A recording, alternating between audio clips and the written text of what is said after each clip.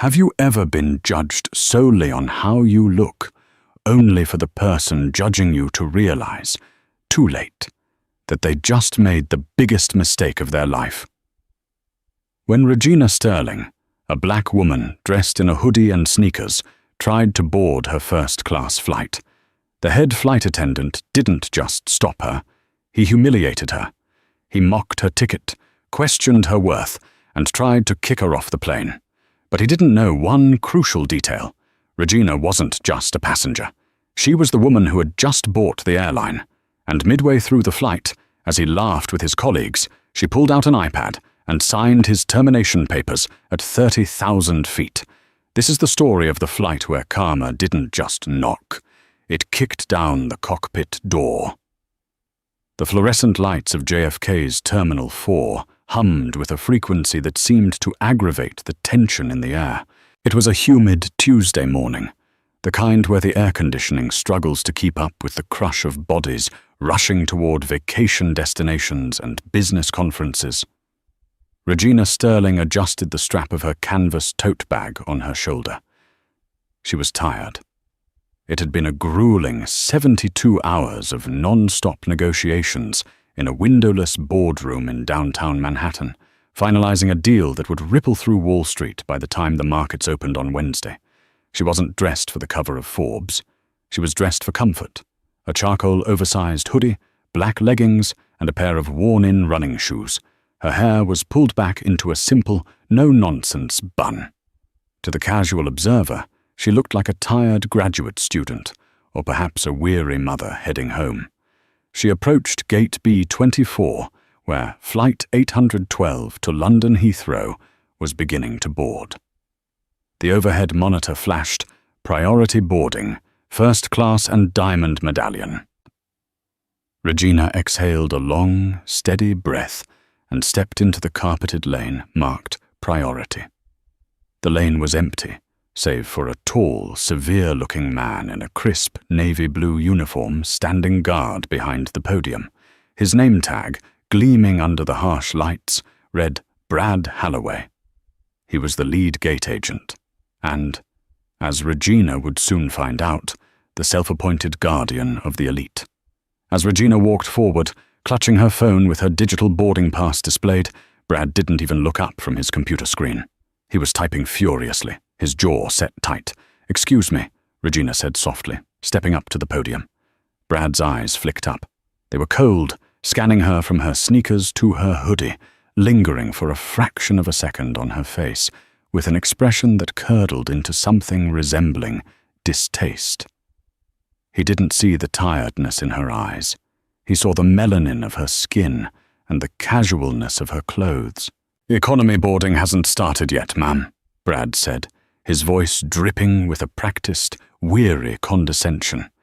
He immediately looked back down at his screen. "Zone 4 and 5 will be called in 20 minutes. Please wait against the wall." Regina paused. She was used to this. It was the invisible friction she navigated daily, despite her bank account having more zeros than Brad could likely count. "I'm not in Zone 4, Regina said, keeping her voice level. "I'm in first class, seat 1A. Brad stopped typing. The silence that followed was loud. He slowly raised his head, a smirk tugging at the corner of his mouth. It was a smile that didn't reach his eyes, a smile that said, "I know you're lying, and I'm going to enjoy catching you." "Seat 1A, he repeated flatly. "Let me see your boarding pass." Regina held out her phone. The screen clearly displayed the QR code and the bold letters "First Class." Brad didn't scan it. Instead, he leaned over the podium, squinting at the screen, not to read it, but to inspect it as if it were a counterfeit bill. "Screenshots don't work here," he said, waving a hand dismissively. "The app glitches all the time for upgrades that didn't clear. If you tried to use points to upgrade, it probably didn't go through. You need to step aside so I can help the actual priority passengers." Regina felt a prickle of heat climb up her neck. "It's not a screenshot, Brad. And it's not an upgrade. I purchased the ticket full fare. Scan the code." "I don't appreciate the tone," Brad snapped, his customer service mask slipping entirely. He straightened up, crossing his arms over his chest.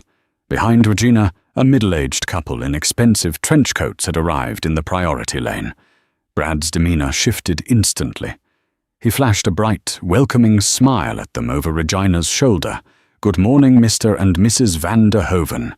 Just a moment. I have a slight obstruction here." He glared back at Regina. "Ma'am, I am going to ask you once to step out of the priority lane. You are blocking our premium customers." "I'm a premium customer," Regina said, her voice hardening. She stepped closer to the scanner. "Scan the code." Brad laughed. It was a short, sharp bark of a laugh. "Security," he called out. Not loudly, but with authority, waving toward a TSA officer standing near the desk. "I have a passenger refusing to follow boarding protocols." Regina stood her ground. Her heart was hammering, not from fear, but from a rage she had to carefully suppress. In her world, the world of high-stakes mergers and acquisitions, losing your temper was a sign of weakness. She needed to be colder than ice. "Brad," Regina said, her voice dropping to a dangerous whisper, "you are making a mistake, a very expensive mistake. I suggest you look at the manifest before you escalate this." Brad rolled his eyes. "I know the manifest. I know who flies first class on this route, and they don't look like you." He turned to the couple behind her. "So sorry about this. Some people just don't understand the system." "It's quite all right," Mrs. van der Hoven sniffed, clutching her Louis Vuitton bag tighter as she eyed Regina suspiciously. "It's always so chaotic these days." Regina looked at the scanner. She realized Brad wasn't going to let her pass. He was enjoying this power trip too much. He was the gatekeeper, and he had decided she didn't belong in the castle. "Fine," Regina said. She stepped out of the lane, but she didn't walk away. She stood right next to the podium, her eyes locked on Brad. "Scan them, then scan me," Brad scoffed, shaking his head as he ushered the van der Hovens through. "Enjoy your flight, folks. Champagne is waiting." As the couple passed, Regina pulled out her phone. She didn't call customer service. She didn't call her assistant. She opened a secure messaging app, encrypted with military-grade protocols. She typed a single message to a contact saved simply as Chairman. Message: JFK Gate, B24. Lead Agent Holloway denying boarding to majority shareholder. Claims I don't fit the profile. Advise board immediately. She hit send. 5 minutes passed. The line for priority boarding grew. Regina stood to the side, a silent sentinel, watching Brad greet every single white passenger with a smile, a nod, and a welcome aboard. Whenever a person of color approached the priority lane, Brad scrutinized their documents with the intensity of a forensic accountant, though he eventually let them through. But with Regina, he had drawn a line in the sand. Finally, the rush of first-class and diamond passengers thinned out. Brad looked at Regina, who hadn't moved an inch. "You're still here." Brad sighed, checking his watch. "Look, if you want, I can check if there's a middle seat in row 45, but you're not getting on in first. I'm doing you a favor by not canceling your ticket entirely for insubordination." "Insubordination?" Regina raised an eyebrow. "I'm not your employee, Brad. I'm your customer. For now," he muttered. Suddenly the gate phone rang. The shrill sound cut through the noise of the terminal. Brad picked it up, annoyed. "Gate B24, Holloway speaking." Regina watched his face. She saw the color drain from his cheeks. His eyes darted to her, then away, then back to her. He swallowed hard. Yes, sir, I understand. No, I didn't realize. The manifest didn't. Yes, right away." He slammed the phone down. His hands were trembling slightly. He looked at Regina, hatred burning in his eyes. He didn't know who she was exactly, but someone high up had just chewed him out for holding up a VIP. He assumed she was perhaps a celebrity's wife, or maybe a lottery winner with connections. He certainly didn't think she was the boss. "Seems there was a glitch in the system," Brad lied through his teeth, his voice tight. "The computer is finally showing your seat. You can board." He didn't apologize. He didn't offer to scan her ticket. He just pointed towards the jet bridge. "Thank you, Brad," Regina said. She held her phone over the scanner herself. It beeped green. 1A. "Just go," he muttered, turning his back on her to organize his papers. Regina walked down the jet bridge. The cool air of the tunnel hit her face. She felt a mix of vindication and exhaustion. But as she stepped onto the plane, she realized the battle wasn't over. It was just moving to a higher altitude. At the aircraft door, a female flight attendant with blonde hair, pulled into a tight French twist, was greeting passengers. Her name tag read, Tiffany. "Welcome aboard," Tiffany said brightly to the man ahead of Regina. When Regina stepped up, Tiffany's smile faltered.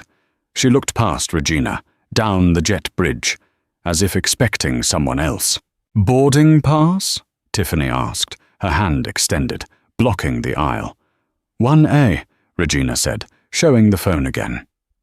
Tiffany looked at the phone, then at Regina. "Are you sure? 1A is usually reserved for... Well, it's the bulkhead window. Are you sure you're not 11A? Economy comfort?" "I know my alphabet, Tiffany. And I know my numbers," Regina said, brushing past her. "Wait," Tiffany called out, her voice shrill. "You can't just put your bag in the overhead bin up here. Those are for first-class passengers only. If you're in an upgrade seat, you need to check if there's space after the paying customers board." Regina ignored her. She reached seat 1A, a spacious lie-flat pod with a privacy divider.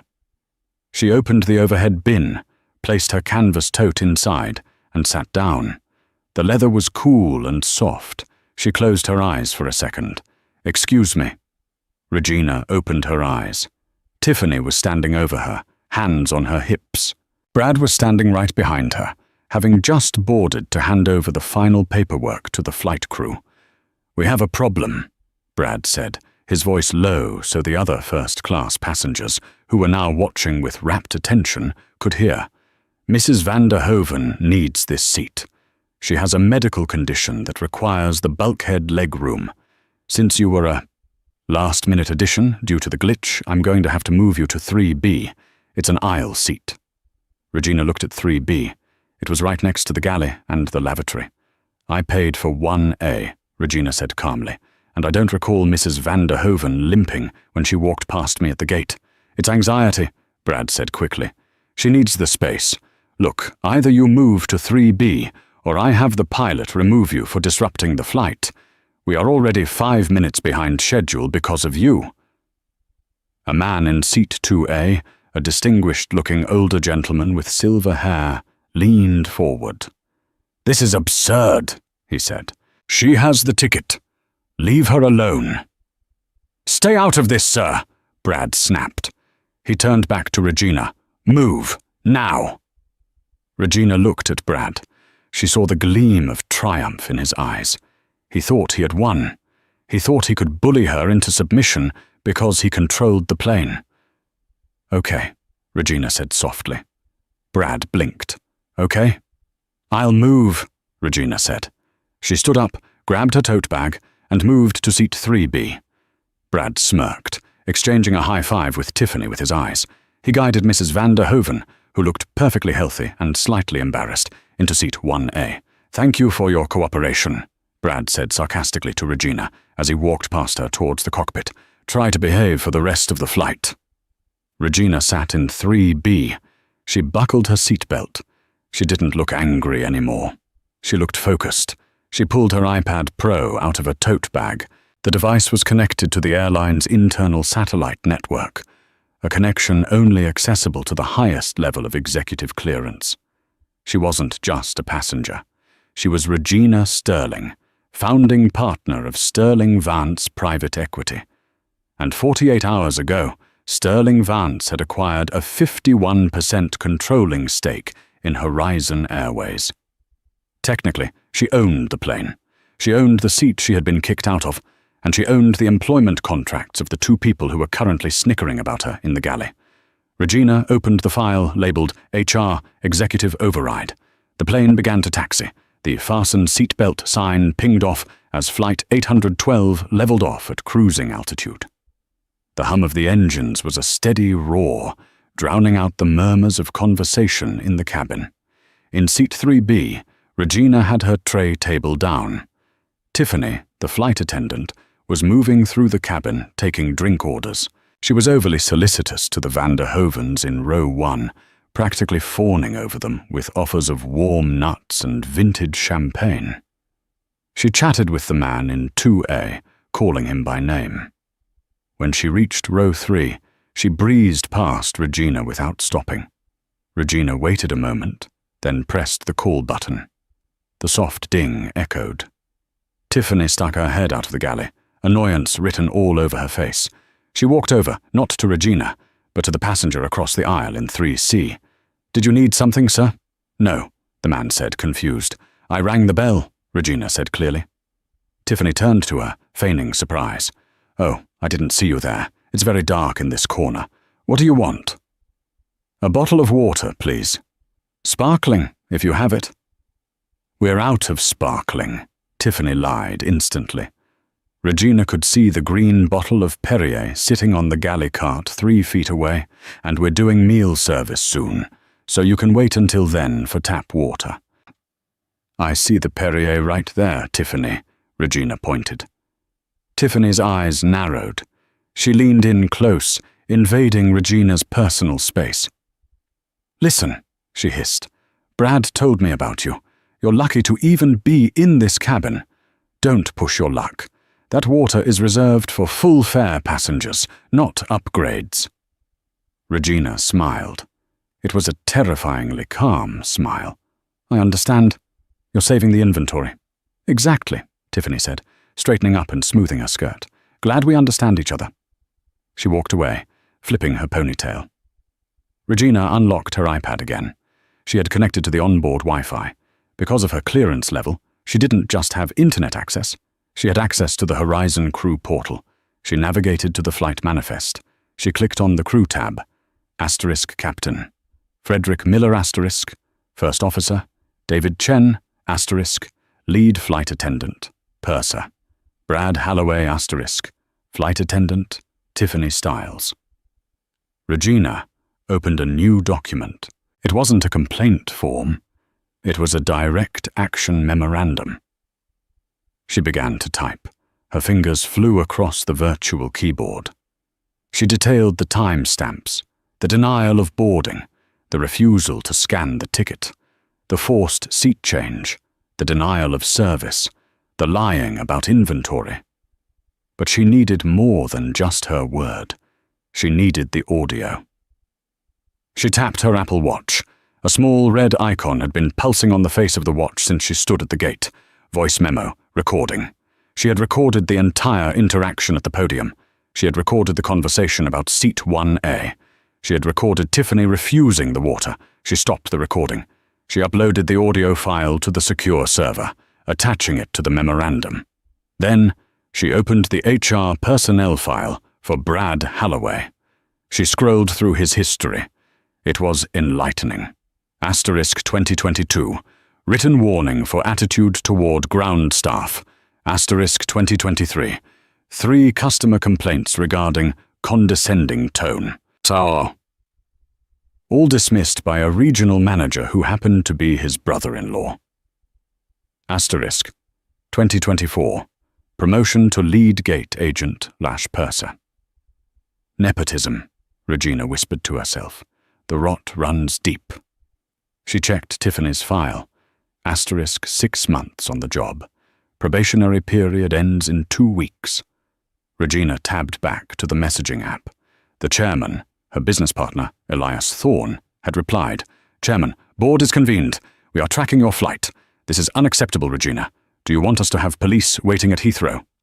Regina typed back, "No police yet. I want to handle this internally. I want the captain to know who is on his plane. Send a priority ACR's message to the cockpit. Code red clearance. Tell Captain Miller that the owner of the airline is in seat 3B and she is being refused water. Chairman. Sending now. Enjoy the show."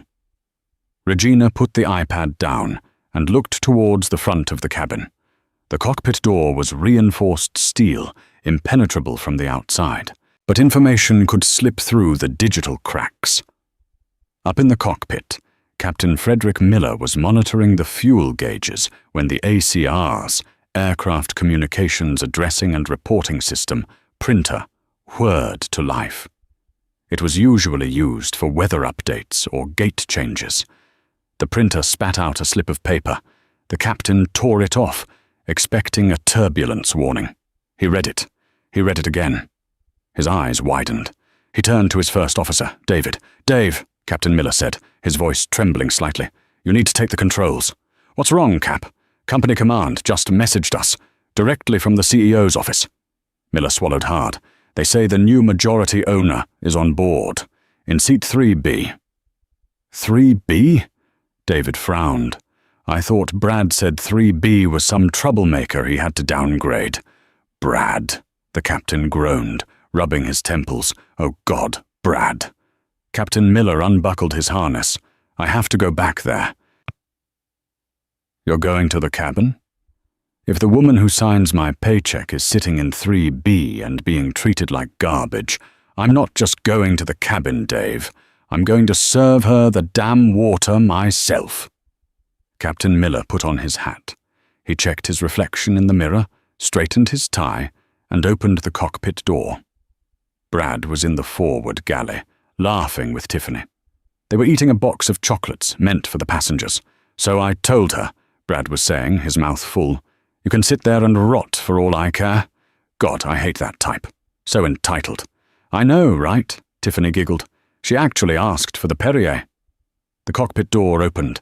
Brad jumped, quickly hiding the chocolate box behind his back. "Captain, everything okay? Need a coffee?" Captain Miller didn't look at the coffee. He didn't look at the chocolates. He looked at Brad with a mixture of pity and fury. "Brad," the captain said, his voice like granite. "Where is the passenger in seat 3B? Brad rolled his eyes. "Oh, her? Don't worry, Cap. She's handled. Just a glitch upgrade who got too big for her britches. I put her in her place." The captain stepped forward, invading Brad's space. The air in the galley grew instantly frigid. "Her place?" the captain repeated quietly. "Do you know who she is?" Brad faltered. She's nobody. Just some—" "She is Regina Sterling," the captain said, enunciating every syllable. "She is the CEO of Sterling Vance." Brad stared blankly. So, the captain hissed. "Sterling Vance bought Horizon Airways on Monday. That woman isn't a glitch, Brad. She's your boss. She's my boss. She owns this plane." The blood drained from Brad's face so fast he looked like a corpse. The box of chocolates slipped from his hand and hit the floor with a dull thud. Tiffany gasped, her hand flying to her mouth. "Oh my God, I refused her water." The captain ignored Tiffany. He looked at Brad. "Oh, she just sent a message to the cockpit via corporate ACRs. She says she's drafting a document. Brad, I've been flying for 30 years. I've never seen an owner message a pilot mid-flight. You didn't just mess up. You committed career suicide." The captain straightened his jacket. "I am going to speak to her. You two are to stay in this galley. Do not look at her. Do not speak to her. Do not breathe in her direction unless she asks you to. Do you understand?" "Yes, sir," Brad squeaked. His arrogance had evaporated, replaced by a nauseating terror. Captain Miller turned and walked into the first-class cabin. The passengers quieted down as the pilot appeared. He walked past Mrs. van der Hoeven in seat 1A. He walked past the man in 2A. He stopped at seat 3B. Regina was typing on her iPad. She didn't look up immediately. "Miss Sterling," the captain said, his voice filled with respectful deference. Regina paused. She looked up. Her expression was unreadable. "Captain Miller, I was unaware of your presence on board until a moment ago," Miller said. He looked at the empty tray table. Can I get you anything? Water? Champagne?" Regina looked at the galley, where Brad and Tiffany were peeking out from behind the curtain, their faces pale masks of fear. "I'm fine for now, Captain," Regina said, "but I do need you to witness something." "Witness, Mum?" "Yes." She turned the iPad screen toward him. I need a witness signature on this termination of contract for cause. It requires 2 senior staff signatures. I've already signed it. I need yours. The captain looked at the screen. The document was titled Immediate Termination of Employment, Bradley Halloway and Tiffany Stiles. "Ma'am," the captain whispered. "Mid-flight?" "They humiliated me mid-flight, Captain," Regina said, her voice dropping to a whisper that carried the weight of a sledgehammer. "They judged me mid-flight. They profiled me mid-flight. So they will be fired mid-flight. They can work the rest of this leg as a formality. But the moment the wheels touch the ground in London, they are civilians. And I want you to make sure airport security is there to retrieve their badges." She handed him a stylus.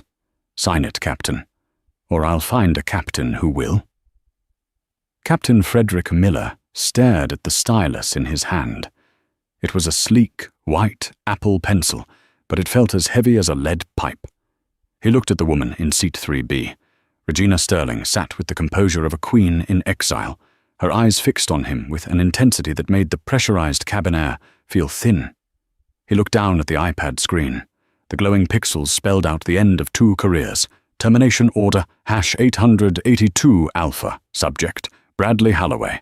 Employee ID 49221. Cause: gross misconduct, discriminatory profiling, violation of corporate core values, Section 4.2, insubordination to senior leadership, effective immediately upon arrival at LHR. Miller swallowed hard. He had known Brad for 5 years. He knew Brad had a mortgage, a car payment, and an ego the size of the fuselage. But Miller also knew that the airline industry was a small world, and crossing the owner was a death sentence for his own pension. "Miss Sterling," Miller said, his voice barely a whisper, "if I sign this, protocol dictates I have to relieve him of duty immediately. That leaves us with 1 flight attendant for the front cabin for a 7-hour flight." Regina tilted her head slightly. "I'm aware of the staffing ratios, Captain, but I believe Tiffany is equally complicit, is she not? She refused me water. She lied about inventory. She is junior, ma'am. She follows the lead's lead." "An interesting defense," Regina said, her voice cool. "Just following orders. Historically, that hasn't held up well in court." She paused, tapping a manicured fingernail on the armrest. "However, I am a pragmatist. I don't want the service to suffer for the other passengers. Mrs. Vanderhoven needs her warm nuts, after all," she gestured to the screen. "Sign it. But don't relieve them of duty yet. I want them to work. I want them to do the job they claimed I wasn't premium enough to receive. I want to see if their service standards improve when they realize who they are serving." Miller hesitated for 1 second more, then pressed the stylus to the glass. He scribbled his signature. Captain F. Miller. The document flashed green. Authorized. "Thank you, Captain," Regina said, taking the iPad back. "You may return to the cockpit. Please inform Mr. Halloway that I would like to speak with him, and tell him to bring the Perrier." Captain Miller nodded, adjusted his cap, and walked back toward the galley, like a man leaving a funeral. In the galley, the atmosphere was toxic. Brad was pacing back and forth in the small space, chewing on a thumbnail. Tiffany was leaning against the beverage cart, her face pale. "What did she say?" Brad demanded, as soon as Miller stepped through the curtain. Is she gonna sue?" Miller looked at Brad with a mixture of disgust and pity.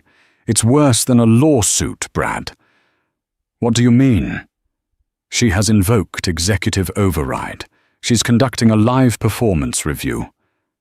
Miller kept his face impassive. "She wants to see you, now, and she wants the Perrier." "The Perrier?" Brad's voice cracked. I can't go out there." "You have no choice," Miller said. "You are still on the clock, unless you want to add job abandonment to your list of offenses. Go. Do your job. And for God's sake, do it perfectly." Miller disappeared into the cockpit, the locking mechanism clicking shut with a finality that echoed in Brad's soul. Brad took a deep breath. His hands were shaking so badly he had to grip the counter to steady them. He reached into the cart and pulled out the green glass bottle of Perrier. He found a crystal glass. He sliced a lime, his knife slipping and nearly nicking his finger. "Pull it together," he hissed to himself. He adjusted his tie, plastered a fake, terrified smile on his face, and stepped out from behind the curtain. The cabin was quiet. Most passengers were settling in with their noise-cancelling headphones. Mrs. van der Hoven was flipping through a magazine in seat 1A, Regina's seat. Brad walked down the aisle. It felt like walking to the gallows. He stopped at row 3. Regina didn't look up. She was typing on her phone. Miss Sterling?" Brad said. His voice was an octave higher than usual. Regina stopped typing. She slowly turned her head. Her expression was blank, devoid of the anger he had seen at the gate. This was worse. This was indifference. "Mr. Halloway," she said. I have your water," Brad stammered. He placed the coaster down with a trembling hand, then poured the sparkling water. He tried to do it with the flourish he usually reserved for celebrities, but the bottle rattled against the glass. "Thank you," Regina said. She took a sip. Crisp, refreshing. Funny how the inventory just appeared. "I am so sorry, ma'am," Brad blurted out, dropping to a crouch so he was at eye level, a common tactic to de-escalate angry passengers. There was a terrible misunderstanding at the gate. The system, it flagged your ticket as a non-revenue standby. That's why I was so strict. If I had known— Regina set the glass down. She turned her full body toward him. "Stop," she said softly. "I just want you to know." "I said stop." Her voice wasn't loud, but it had the cutting edge of a diamond saw. "Don't insult my intelligence, Brad. I wrote the code for the algorithm that prices these seats. I know what the screen shows when it's a non-rev ticket. It shows a blue banner. My ticket was a red banner.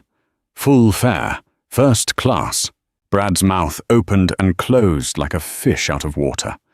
"You didn't see a blue banner," Regina continued, leaning in slightly. "You saw a black woman in a hoodie.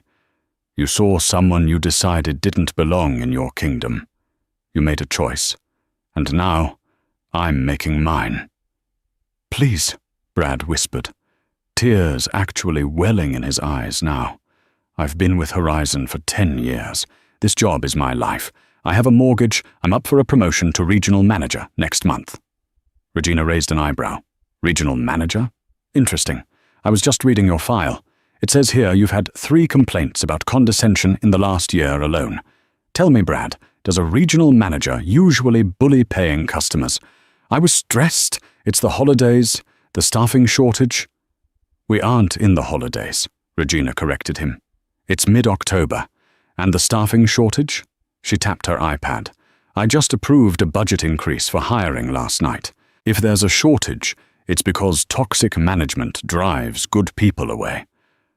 She picked up the iPad and turned the screen toward him. It showed a live feed of the company's stock price. "You see this ticker, Brad? This is the value of the company. My job is to protect this value. Employees who discriminate against customers are a liability. They are a risk to the brand. They are bad for business." She swiped the screen, revealing the document the captain had signed. "You are working this flight because I don't want the other passengers to suffer," Regina said calmly. "But make no mistake, you are dead man walking. When we land in London, you will be met by a security team. They will escort you to the employee lockers to retrieve your personal effects. You will surrender your badge, you will surrender your uniform, and you will find your own way home." Brad stared at the signature. "Captain F. Miller, you can't do this," he whispered, his denial kicking in. "The Union, and the Union will fight this." Regina actually laughed. It was a dry, humorless sound. "Brad, I just bought the airline. I'm currently renegotiating the Union contract. Do you really think the Union is going to burn political capital to save a lead agent caught on audio recording, refusing water to the owner?" Brad froze. "Audio?" Regina tapped her Apple Watch. "Everything. The gate, the aisle, the galley. It's all in the cloud." She waved her hand dismissively. Now go check on Mrs. van der Hoven. I believe her champagne glass is half empty. We wouldn't want her anxiety to flare up." Brad stood up. His legs felt like jelly. He looked at Regina one last time, hoping for a crack in the armor, a sign of mercy. He found none. He turned and stumbled back toward the front of the cabin, a ghost in a navy blue uniform. The flight progressed in a surreal state of tension. The cabin lights were dimmed for the meal service. The scent of roasted chicken and truffle oil wafted through the air. In seat 3B, Regina worked. She wasn't just working on the termination. She was conducting a forensic audit of the flight in real time. With access to the Horizon mainframe, she began cross-referencing the passenger manifest with the loyalty database. She noticed something odd about seat 4A. The passenger in 4A was a young man in his 20s, wearing a backwards baseball cap and headphones. He was currently asleep, snoring softly. According to the manifest, his name was Kyle Halloway. Regina paused. Halloway. She checked the ticket type. Ticket class, NRSA, non-revenue space available, employee companion. She checked the priority list. On a flight to London, first class was usually full. If there were open seats, they went to Diamond Medallion members on the upgrade list. She pulled up the upgrade standby list for Flight 812. There were 5 Diamond members who had not cleared into first class. They were sitting in economy comfort. Regina's eyes narrowed. Brad had cleared his own relative, likely a nephew or brother, into a first-class seat ahead of 5 of the airline's most loyal, high-paying customers. "Fraud," she whispered. "He's not just a bigot. He's a thief." Taking a first-class seat for a non-rev companion when paying elites were on the list was a cardinal sin in the airline industry. It was an immediately fireable offense. No union protection applicable. Regina took a screenshot. The case against Brad was no longer just about attitude. It was now about corporate theft. Meanwhile, in the galley, the alliance between Brad and Tiffany was crumbling. They were plating the salads. Brad was shaking so hard he kept dropping cherry tomatoes. "You have to talk to her," Brad hissed at Tiffany. "You're a woman. Maybe she'll listen to you. Tell her I made you do it." Tiffany stared at him, a serrated bread knife in her hand. "Excuse me. You want me to go out there and tell the owner of the airline that I refused her water because you told me to? I'm still on probation, Brad. If I get fired, I lose my apartment. We're both getting fired," Brad snapped, "unless we fix this. Go out there and cry. Cry, Tiffany. Tell her you were intimidated by me. Throw me under the bus if you have to. Just soften her up so I can talk to her again." "I am not going to cry for you," Tiffany spat. "You told me she was a troublemaker. You told me she was ghetto. I listened to you because you're the lead. This is your fault. Keep your voice down." Brad looked wildly at the curtain. Suddenly the curtain swept open. It wasn't Regina. It was Mrs. van der Hoven. Mrs. van der Hoven looked confused. She was holding her empty champagne flute. "Excuse me," she said. Her voice slurred slightly from the 2 glasses she'd already had. "I've been ringing the call button for 10 minutes. Is everything all right? I can hear shouting." Brad immediately switched into his customer service persona, though it was tattered and fraying. "Mrs. van der Hoven, so sorry. We were just discussing a safety protocol. Let me get you a refill." Mrs. van der Hoven didn't move. She was looking at Brad, really looking at him. Then she looked past him, through the crack in the curtain, towards seat 3B, where Regina was illuminated by the glow of her iPad. Mrs. van der Hoven squinted. She tilted her head. "That woman," Mrs. van der Hoven murmured. "In 3B, the one you moved." "Yes, the upgrade," Brad said quickly, reaching for the champagne bottle. "Don't worry about her." "No," Mrs. van der Hoven said, a spark of recognition lighting her eyes. "I know her. My husband. He was watching CNBC this morning in the lounge. They had a segment on the merger." She turned back to Brad, her eyes widening. "That's Regina Sterling. That's the Wolf of Wall Street's new rival. She's worth billions." Brad froze, the bottle hovering over the glass. Mrs. van der Hoven's hand flew to her pearl necklace. Oh, my heavens. You kicked a billionaire out of her seat so I could sit there? It was a medical necessity, Brad lied weakly. Your anxiety. I don't have anxiety, Mrs. van der Hoven snapped, suddenly sobered by the social faux pas she had been dragged into. I have a mild claustrophobia which is perfectly managed by Xanax. I didn't ask for that seat. You insisted I take it. She backed out of the galley. I need to apologize to her. If my husband finds out I took Regina Sterling's seat, he'll have a stroke. His company is trying to get a contract with her firm. Mrs. van der Hoven, wait, Brad pleaded, reaching out. But she was gone. She marched down the aisle, past row 2, and stopped at row 3. Regina looked up as Mrs. van der Hoven loomed over her. Miss Sterling? The older woman said, her voice trembling. Regina removed her noise-cancelling earbuds. Yes? I am Agatha van der Hoven. I believe I am sitting in your seat. Regina studied the woman.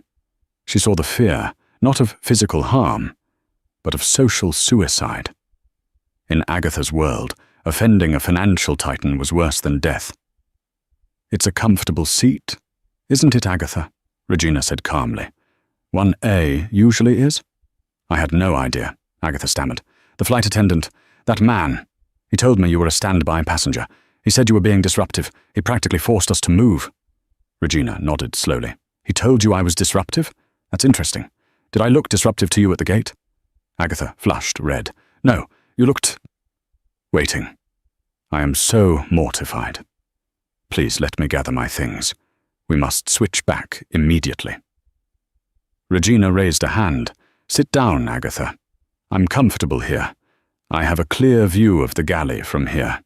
Besides, I prefer to see who is serving me. But, however, Regina interrupted, I do have a question for you. You mentioned he insisted you take the seat.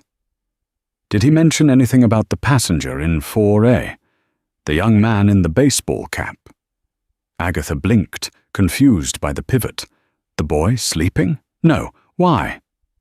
That's his nephew, Regina said loud enough for the surrounding passengers to hear. He upgraded his nephew to first class and bumped paying customers. And he moved me to make room for you, to create a buffer so I wouldn't notice the boy. Agatha gasped. The man in 2A, who had been listening intently, slammed his book shut. That little weasel, the man in 2A growled. I'm a diamond medallion. I've been trying to get my wife an upgrade for 3 years. Regina smiled. It was a shark's smile. It seems Mr. Halloway has been running his own private airline within my airline. Regina stood up. She smoothed her hoodie. Agatha, stay in your seat. Enjoy the champagne. But when the authorities come on board in London, I may need you to give a statement about what Mr. Halloway told you regarding my disruptive behavior. Can I count on you? Absolutely, Agatha said, eager to be on the winning side. Anything you need. My husband will testify too. Regina nodded. She turned and walked toward the galley. She didn't wait for permission. She swept the curtain aside. Brad and Tiffany jumped apart. Mr. Halloway, Regina said. The space was small, forcing them into intimate proximity. I have just completed an audit of the flight manifest.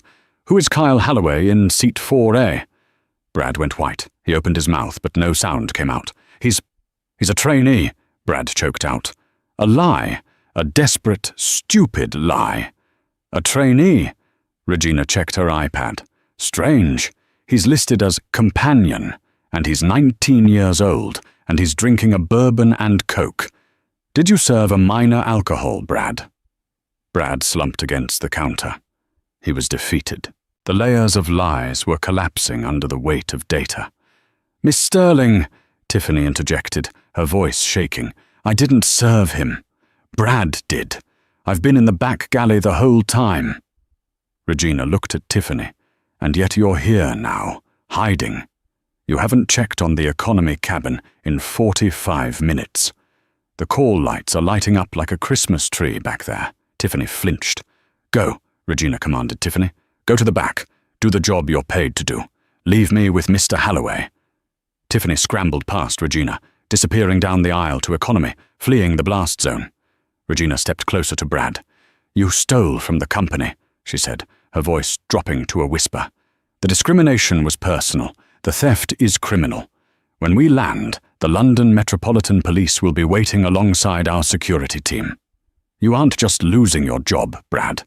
You're likely facing charges for fraud and embezzlement."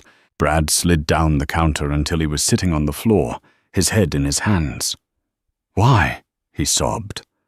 "Why are you doing this? You have everything. You have billions. Why destroy me?" Regina looked down at him. She thought about the hundreds of times she had been followed in stores, the times she had been ignored in boardrooms, until she revealed she was the investor. "Because, Brad," she said softly, "you thought you could destroy my dignity because of the color of my skin and the clothes on my back. You thought I was powerless. You thought I was nobody." She leaned down. "I'm doing this to remind you, and everyone like you, that you never know who you are talking to, and that nobody might just be the one signing your paycheck." She turned and walked back to seat 3B. "And Brad," she called back over her shoulder, "don't burn the chicken." The descent into London Heathrow was turbulent, buffeted by the grey, choppy winds of the English Channel. But the real storm was inside the cabin of Flight 812. Brad Halloway had spent the last 3 hours in a fugue state. He had performed the meal service like a robot, his hands trembling so violently that he had spilled coffee on his own uniform. He avoided eye contact with everyone, especially the woman in 3B who was calmly eating her roasted chicken while reading a digital dossier on his employment history. Tiffany had vanished into the economy cabin, trying to distance herself from the radioactive fallout in the front galley, but there was nowhere to hide at 30,000 feet. As the landing gear deployed with a heavy mechanical thunk, Captain Miller's voice crackled over the intercom. Usually this was the time for a cheery "Welcome to London" message. Today the tone was somber. "Ladies and gentlemen, we are on final approach to Heathrow. Please return your seats to the upright position. Flight attendants, prepare for landing. And please remain seated after we arrive at the gate. We have a security protocol to clear before general deplaning." A murmur of confusion rippled through the cabin. Passengers exchanged worried glances. Was it a medical emergency? A security threat? Regina didn't look up from her iPad. She knew exactly what the protocol was. The wheels touched the tarmac with a screech of rubber. The reverse thrusters roared, slowing the massive bird to a taxi speed. As the plane rolled toward Terminal 3, Brad sat in his jump seat, staring blankly at the bulkhead. He looked like a man who had just watched his house burn down. The plane came to a halt at Gate 22. The seatbelt sign pinged off. But before anyone could stand to grab their luggage, the cabin door opened from the outside. 2 officers from the Metropolitan Police stepped on board, their high-visibility jackets stark against the muted tones of the cabin. Behind them stood 2 men in dark suits, Regina's private security detail, dispatched from the London office of Sterling Vance. And behind them was a woman holding a clipboard. It was Sarah Jenkins, the station manager for Horizon Airways at Heathrow. The first-class cabin fell dead silent. Sarah Jenkins walked past the police and stopped in the galley. She looked at Brad, who was still strapped into his jump seat, paralyzed by fear. "Bradley Halloway?" Sarah asked, her voice clipped and professional. Brad nodded weakly. "You are to grab your personal belongings and accompany these officers immediately," Sarah said. She turned to the aisle. "And Tiffany Styles, front and center, please." Tiffany emerged from the back, eyes red-rimmed from crying. Am I being arrested?" Brad whispered, his voice cracking. "That depends on how you answer the questions regarding the unauthorized upgrade and transport of Mr. Kyle Halloway," Sarah said coldly. "Fraud is a police matter. The termination of your employment, however, is an internal matter, and has already been processed effective 11 a.m. EST. She gestured to the officers. Please remove them. They are no longer crew members. They are trespassing. The humiliation was absolute. Brad had to unbuckle his harness and stand up under the gaze of the very people he had tried to impress. He looked at Mrs. van der Hoven, who pointedly turned her head to look out the window. He looked at the man in 2A, who shook his head in disgust. Then he looked at Regina. Regina was standing now, her canvas tote bag over her shoulder. She didn't look angry. She looked disappointed. "Miss Sterling," Brad choked out. "Please." Regina stepped into the aisle, blocking his path for a split second. "You wanted to be the gatekeeper, Brad," she said, her voice carrying through the silent cabin. "You wanted to decide who gets in and who stays out. Well, today, you're out." She nodded to the police. "Officer, he's all yours." The police escorted Brad and a sobbing Tiffany off the plane. As they passed row 4, an officer tapped the sleeping young man in the baseball cap, Kyle, on the shoulder. "Dizzy, let's go, son. You're coming too. Theft of services." As the crew was marched up the jet bridge, the remaining passengers erupted into a low buzz of shock. Regina turned to the cabin. "I apologize for the delay, everyone," she said, her voice warm and authoritative, "and for the service failure today. Everyone on this flight will be receiving a reimbursement of their miles and a voucher for future travel. Horizon Airways is under new management, and we intend to do better." The man in 2A started clapping. Mrs. van der Hoven joined in. Soon the entire first-class cabin was applauding. Regina gave a small nod, turned, and walked off the plane, right past the station manager. "Miss Jenkins," Regina said as she passed. "Miss Sterling," Sarah replied, standing at attention. "The car is waiting." "Good. Find me a new crew for the return leg." "And Sarah?" "Yes, ma'am. Make sure they know how to scan a digital boarding pass." The fallout was swift and brutal, a real-life consequence of the find-out phase of FAFO. Brad didn't just lose his job. Because his termination was coded as gross misconduct involving corporate theft, due to the fraudulent upgrade of his nephew, he lost his severance package, he lost his accumulated flight benefits, and most devastatingly, he lost his pension eligibility. In the airline industry, news travels faster than a Boeing 747.